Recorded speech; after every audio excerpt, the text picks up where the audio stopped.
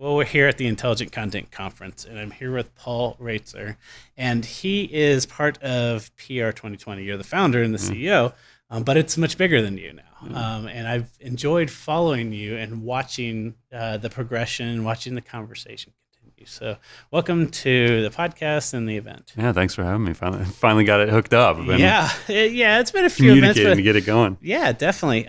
But so your company is focused on the marketing agency Yeah. being someone that will help extend a marketing team or to help produce content or just other assets, marketing assets that will help a corporation just move further. And it's not necessarily like an ad agency became a marketing agency. It is true-blooded marketing agency. Yeah. And so tell us a little bit about your company and kind of what your focuses are on. Yeah, I founded it in 2005, and I actually came from a traditional PR agency background. So early in my career, the agency I started at, we did a lot of brand strategy, crisis communications, media relations, trade show support. It was very traditional stuff. And then I started in '04 trying to conceive of a more transparent model, let's say. So we were straight billable hours, and my wife was an artist. She was an art major. And so we had started a business for her in '04. And I realized that in the industry, I had no idea how to affordably get a website done for her, brochures, business cards. And so I started looking around, and my parents own a couple of franchises as well. So I'm exposed to a lot of small businesses. And I looked at some research and realized like 99% of businesses in the US were small businesses.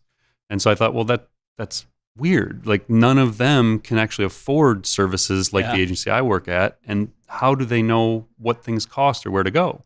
So my motivation was maybe I can figure out a way to create a more transparent pricing model. And the concept was actually a retail agency hybrid to make services as tangible as a product off of a shelf.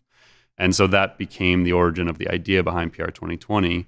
And in my nights and weekends in the last 16 or so months I was at that agency, I was building this other business model and trying to conceive of the financial model for it and the service model. And that's what I did. So I just kind of built it. And one day, I don't know, way back from a business development call, I was like, I got to go. Like, I can't sell what we do anymore because I think there's a better way. Yeah. And the only way I'm going to find out if this works is to leave and do it. Yeah. And so that standardized services set pricing was the origin of why I kind of branched off on my own. And then over time, it just evolved. We got in, as HubSpot's first partner and moved pretty heavily into marketing automation and kind of went upstream to more middle market and enterprise.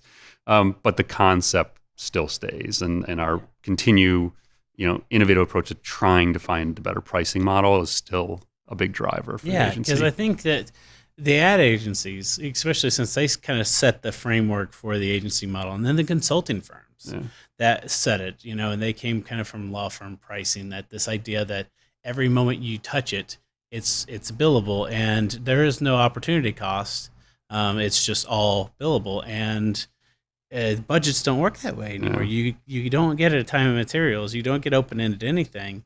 And a lot of the advertising agencies were burying the creative underneath the media buy, and then they realized they couldn't do that anymore, and they had to show details. So adopting the pricing model where it's essentially burying the lead with the price. Like, don't tell anybody about your price until it's negotiable, and then give them more. Charge more, pad at 20% or whatever, Right. and the fixed fee came in. And then with marketing projects, it's just very hard to Yeah. get that level. So what's the model that you guys come up with, and what's it look like for a marketing team engaging with you? Yeah, so in sometime around like 2014, so I wrote my first book, The Agency Blueprint, in 2011. And the first chapter of that book is Eliminate Billable Hours. And in it, I presented 7 variables to consider when creating a value-based pricing model. And the intention was like what you do should deliver an outcome of some sort. You should know what that is. At the time, we hadn't actually, what I would consider, cracked the code. We hadn't figured out what that value model was. We just knew that everything we did should be value-based. Mm-hmm. So it wasn't until about a year later that I conceived of using points, and it was inspired by Agile. Mm-hmm. So now while we don't function as Agile, like I know you guys are big in Agile, the inspiration came from that. And the other piece was about half of our client base are SaaS companies, B2B SaaS companies.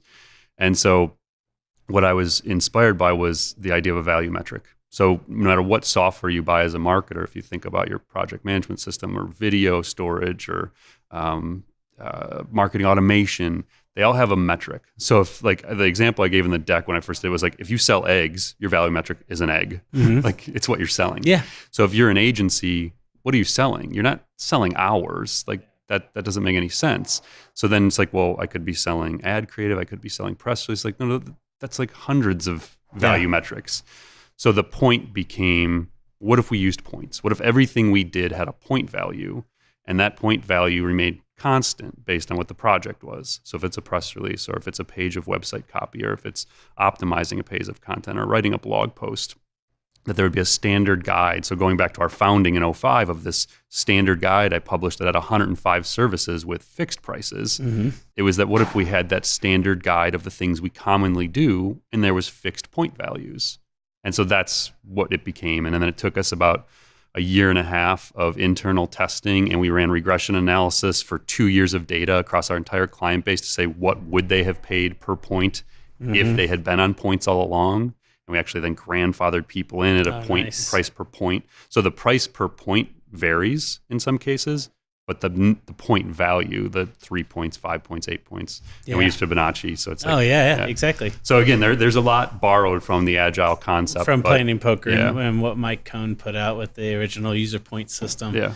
And I love that when you start to introduce this topic, if you have morals and ethics, which sometimes are hard to find in agency world, your skill level of consultant or your skill level of creative will always balance its way out, because if you have a junior person on something that's pointed out at this value and a senior person on it, if they individually work on something, it's more valuable for you as a business, profitable for you as a business to put the junior guy on it than the senior guy. But you'll find out that the junior guy needs the senior guy's time, and they're doing some cross value on that, and so they're both putting in time to it. And if you focus on what the deliverable looks like, and then what your quality standards are, to say that if we're doing this work and it delivers this value, we have these quality standards. No matter where you are, you're going to produce it, and we're not worried about the time anymore.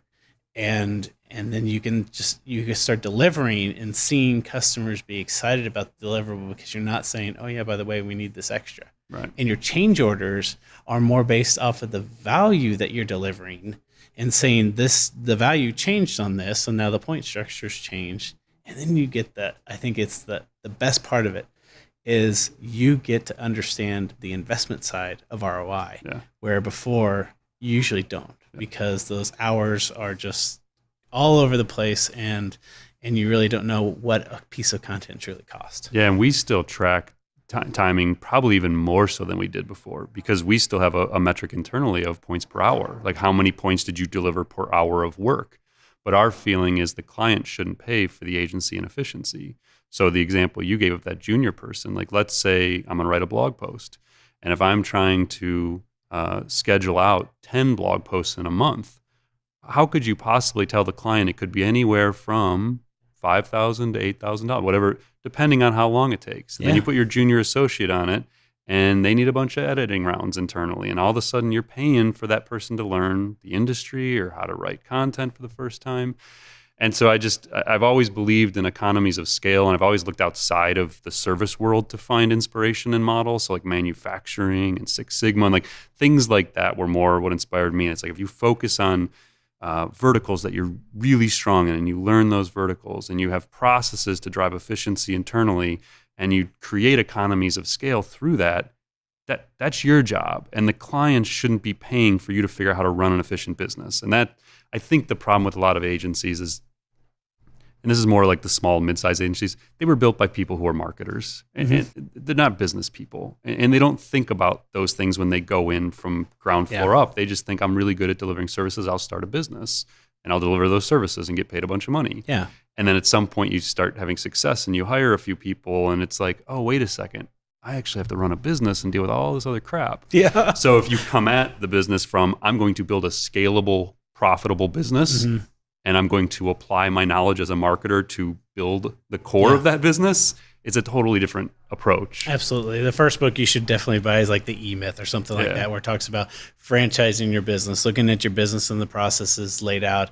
But then I really love what you guys have discovered with the points and what we discovered with the points is that it's no BS and no one loses it. Yeah. Because just like if we were building artisan wood tables, a craftsman is going to take more time than a journeyman or something like that, because they know how long it's going to take. They know the proper sanding techniques. They know how long it's going to be, and the quality of the product would go up. And if we said that's what we're selling is high quality artisan tables, then the value is set at the price. And no matter who we put on it, we're delivering on that. They're not all of a sudden getting an IKEA and wondering. And I think this is what happened in the agency world is, did I get the B team instead of the A team I was promised? And we live in the land in the Midwest of these big agencies, and we'll see this $25,000 invested into the creative for delivering the proposal. And then when they win the $500,000 engagement, they throw a B team on there that's never used the technology or never used the marketing approach on it, because it's the A team is what sells and then the B team is what delivers. And those things pollute the industry and make it very hard for somebody who does have value-based approach inside, where value is delivered on both sides of the equation, not just the value to the customer and what they're going to gain from it, the value to us as a business and how much we're going to gain from the customer too. And you really think of opportunity costs to deliver that point price. Yeah. And I think one of the things that's overlooked, like when agents, because I've talked to plenty of traditional agencies who will come to me and say, like, how do we do this? Like, we agree billable hours are inefficient, but our entire financial model is based on that. Yeah. Our employee compensation is based on number of hours you bill. And one of the things I was telling them was, like, listen, think about how much money you leave on the table. Like, let's say someone comes to you and they need a crisis communications plan, and you're going to put your best person on it, but they may knock that thing out in 5 hours. Like, is that worth 5 times $300 or whatever they charge per hour? Or is that worth $10,000, $20,000? You may save a brand with that 5 hours of work that's the culmination of 20 years of your experience. If you're in a straight hour model, you literally may have just left $20-some thousand on the table because you're not doing value-based. Like, you're not doing it. The biggest thing to me is, like, the perception of value you create. To your example of that wood table, I'll pay $20,000. Like, if it's amazing table, one of a kind in the world, and I don't care if they spend 20 hours at 50 hours on 100 hours on it, buying value.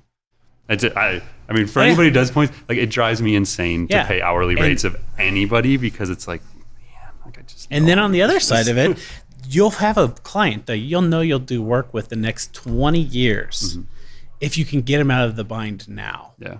And we see this a lot, and we even consider ourselves like more of an ambulance chasing agency, where we can see with what we call Sherlock instead of Watson, because they beat us to Watson. IBM, we built a little analysis engine that we can go out and look at the web and look at the target customers we would like and look at the platforms they have in place, and over time look at some of the load times and things like that and watch them put new things in. We know when a particular agency is in there and how long, when they're ready to go, and then I know how much budget they have left because I know how much that agency charges. And sometimes it's better to have a strategy session for free because they don't have any money left, and it's mid-year, and we get that customer back on board and we charge them minimal pricing and get them to the next big project, because for us the value of that customer is so high that it's okay to lower the price per point. And then with the idea and the conversation with the client that this is traditional, this is where the pricing gets to. And man, I mean, we've landed so many clients that people are shocked that we have, because we are such a small company, by looking at value based. Like you said, if it's years of experience and then what we're going to gain as a business, long-term objectives, once those start balancing out, you really start to see what you're worth. And it's not like the 5 hours of time. It's so much more than that. So what are you excited about? What are some of the success stories you've heard of people that have converted to the pricing model you're talking about? Yeah, I mean, honestly, for us, part of the testament to it working is we don't. It's not even a discussion point. Like, you present it in the business development process. People who come from a development background think it's brilliant. Like, they look and it's like, oh man, I see exactly what you're doing there. That's awesome, and it's familiar to them. Every once in a while, we've had more of a traditional, like a manufacturing company is like, explain this to me again. Like, how does this work? And it's just like, let me just show you a sample month. see these 5 campaigns that are running, see these 10 projects. These are the fixed point values times whatever the point. That's how it works. Totally transparent. And if there's scope creep, like if they can say, hey, could you guys do this, this, and this? You can go back to them and say, hey, you have 50 points this month. You're asking for 15 more. Like, do you want to do an add-on? You want to roll it into the next month? So the fact that there's so little questioning and pullback from it, and I haven't had a question on an invoice in 3 years. Yeah. Like since we started, it's just like, it is what it is. Yeah. So there's no ambiguity in how we charge for things. So to me, that is the testament to the system. Is it's a non-issue, and there's no challenges from anybody. Yeah. So it just simplifies everything. So we've taken, because we are an agile agency, we've taken it one step above the points because we needed something that would allow for us to get the internal commitment from the team. Essentially, we needed to apply pressure to our own team to deliver and not just allow things to go. So one of the things about the Scrum model and Agile is you commit to a time box. And at the beginning, the team looks at the points available and what we've put in.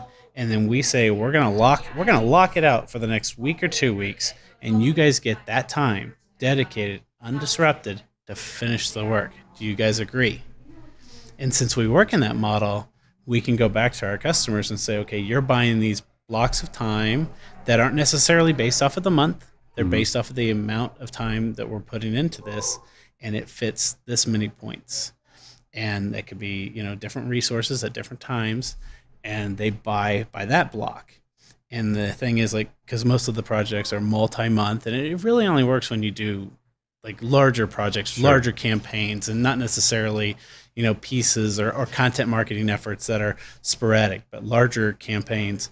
And then they can buy those chunks of time, but then they can change their mind as they go on, and we can revalue and change the price of the backlog, but then they're committing to that piece. And so if we have somebody go on vacation, we calculate that amount of time that's taken away and we put it back in to make sure that they're getting the full value in, and we deliver on those points in that block. So that gets us to the happy ground of like the middle ground of fixed pricing and time and materials. And it gives them blocks that they can kind of think and commit to. Yeah, I mean, honestly, I think it's a no-brainer, and I think there's a lot of bigger agencies that if they researched it would probably be envious of the ability to do it, because a lot of the ones I talk to don't have anything to do with billable hours. They have no idea how to change. So I think realistically, points, however you apply them, whether it's in a more agile model like you guys have, or just a pretty standard like project X equals this many points. If you're starting an agency, or if you're small and nimble enough to test a new model, because in our case, like we rolled it out to new clients first, and we tested it for like 6 to 9 months before we ever even showed existing clients that the concept existed.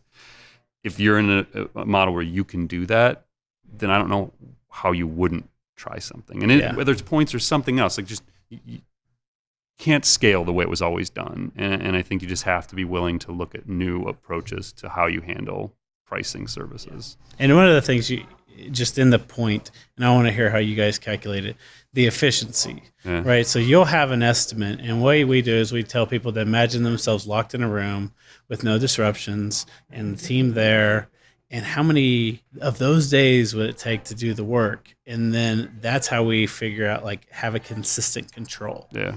Because we learned that seasonality changes, right? Summer, people are on vacation more. It becomes more disruptive. The efficiency of the team goes down. Christmas time, right? The efficiency of the team goes down. But that's not something we want our clients to pay for, right? That's something that all teams see. We need to be able to pull and move that efficiency factor out. We're going to, standardize on what the performance level we would wish we had, and then we apply that efficiency factor into our planning to say, right now we're about a 70%. So 6.5 hours of the day, they're truly effective. What do you guys do for just internal measurement? When we're setting them, we're generally still looking at an estimate of hours that it'll take to do something. But in our world, it's at peak efficiency, undistracted. If you focus your energy on doing this, and then we'll look at historical data, because we have 11 and a half years of time tracking data. We can go look at 700 blog posts written, and on average, how long does something actually take? Then, though, the layer over it, the complicated layer is, but what's the value of it? So if this takes us 3 hours, and a blog post is actually a good example. if you write a blog post for a site that has 100,000 unique visitors a month, it's a really valuable piece of content potentially. Say 50,000 subscribers, like that could move the needle in a business. Yeah. Write the exact same blog post with the exact same amount of time for a site that has 5,000 visitors a month and 10 subscribers. It's not the same value. And that's still a piece we haven't figured out. Like it's that constant challenge of sometimes what we do is more valuable when we undersell it. But so for us, there is this like standard within the agency where we have a standard guide. These are the services we provide. These are the fixed values. And then we constantly monitor the points per hour. So we look at an efficiency rate. We have a target efficiency rate of how many points you should generate as a team per hour. And then that's one of our core metrics. We're constantly monitoring at an overall level within the agency, at a account level, at a campaign level, at a project level. Like we can drill into any of them to look and see where, if we have a team that's say 75% efficient, we want 100%, like say, why? Is it because they have a new employee and they're that learning the industry? Is it a complex client? Does the client call 5 times a day and we don't bill for that? Like it's just rolled into it. They get calls and emails rolled in. So is it a client that needs a lot of hand holding? So it's having the KPIs and knowing, and then being able to kind of zoom in and try and fix some things, and then understand sometimes like the model's going to have its flaws, and we can't fix a needy client. Exactly. Like if they want to be on the phone all the time and they send 5 emails a day, we're not going to just all of a sudden charge that one client. And so you have to then know that your overall pricing model has to account for those anomalies where it's going to be less exactly. efficient. There's always going to be that operational cost and use of sales team, use of marketing team, lead time, stuff like that just becomes a fixed cost that goes into your point pricing. But then there's the normal that you can start to apply those algorithms to, and then you'll find things, the efficiencies, getting the efficiencies out of the team are not as expensive as you thought. Like for us, we determined that these JVC headphones on Amazon for $110 that are noise canceling, every new employee gets a pair of those because they can put it on and go into their distraction-free mode, and then all of a sudden they're more efficient. So $110 up front makes us more profitable because they're more efficient. They can do more points at that time. And you see those things when you're looking at it and you're trying to optimize your team. And then you also see those education plans to where it's like, hey, this guy could be more effective if he knew this. Let's cross-train him. Let's one of us sit down or somebody else sit down with him and work with him for the next 2 weeks, and then out of it, he's going to be a far more efficient person. And you wouldn't see those unless you're looking at the numbers. And again, it's a point of putting the pressure on the agency to figure out how to be a better business than it is letting the client pay for just running a shitty business. Exactly. And like we started in 2013, I think, on my flight back from South by Southwest. I had gone to like an agile kind of concept, or it was the guys from 37 Signals, I think, and now Basecamp. And I typed an email up that I sent as I landed. It's like, we now have productivity blocks in the agency from 9 to 11 and 1 to 3 every day. Everything goes off. Turn your IM off. Don't bother each other. Don't schedule meetings with each other. I want you guys to go home at 5 o'clock every day, but I want the best of you from the time you're here. Don't let other stuff get in your way. Don't be texting and IMing and whatever. Just give me those 4 hours. I promise you, if you just work during those 4 hours, you're probably going to do more than you normally would do in a 7-hour day. And you can still have all the time today. So we try and do things like, whether it's a dual monitor where they can have spreadsheets bigger or do analytics bigger, or headphones, or whatever it is.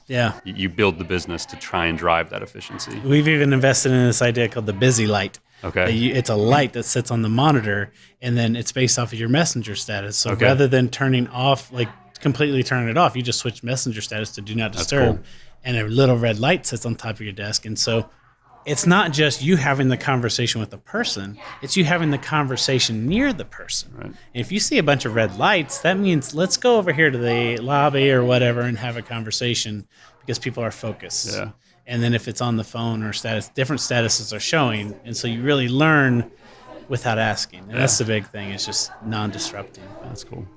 Yeah, but I am so excited to talk to you and continue the conversation. Yeah. And I think that now that we can actually start to work with the industry a little bit more, there's more of us out there that are doing this, and really see how we can get out there and get going. Yeah, I mean, I know a bunch of agencies that have moved to points, and part of my thought for, even the rest of the years, I would love to go talk to some of them and say, like, how are you doing it? How have you iterated on the initial concept? And because I do think there's a chance as the industry evolves for us to collectively figure out better models and share. And that, again, going back 10 years, you just didn't share in this industry. Like, everybody kind of had their trade secrets. And your pricing never got made. Yeah, and I think we've all kind of flipped that. Like, there's been a lot of us who've been willing to step out and say, hey, what we have isn't perfect, but I'll tell you what we have. And if that helps you, like, just share back. Like, let me know how you improve it. Yeah, rarely do you run into the same person every single time when you're trying to do business. And so it's so good to be more open. And, SaaS-based projects and products have learned this, that if you don't put your pricing out, then you're not going to, and people aren't going to call you for details. They're just going to move on to somebody else who will. Yeah. And agencies need to start doing the same. Yeah. And so thank you for being a person that's going out there and clearing out the path for other people, because it's definitely been awesome to look at what you're doing and go, oh, wow, he just put his price out. It's like, this is awesome. I can totally learn now how to run an agency versus just guessing. Yeah. Awesome. Well, thanks for your time. Yeah, thank you. Did you know Facebook video posts have 135% greater reach than image posts? Here's a tip. Know your audience. Upload video content that speaks to your most committed fan base who already know and like you. Their comments, likes, and shares will help spread your message and bring awareness to your brand. Quickly and easily publish videos to YouTube, Facebook, and Twitter at once with Brightcove Social. Learn more at brightcove.com.